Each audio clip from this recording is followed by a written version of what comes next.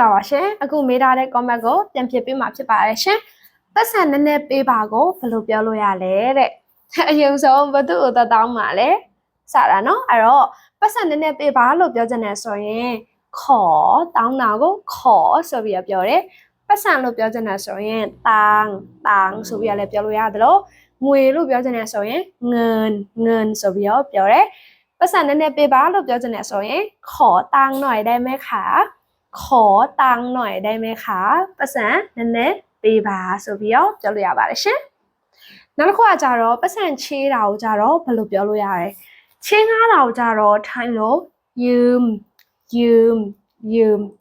ပတ်စံနည်းနည်းချေးပါလို့ပြောချင်တယ်ဆိုရင်ยืมเงินหน่อยได้ไหมคะငွေနည်းနည်းချေးပေးပါยืมเงินหน่อยได้ไหมคะยืมเงินหน่อยได้ไหมคะ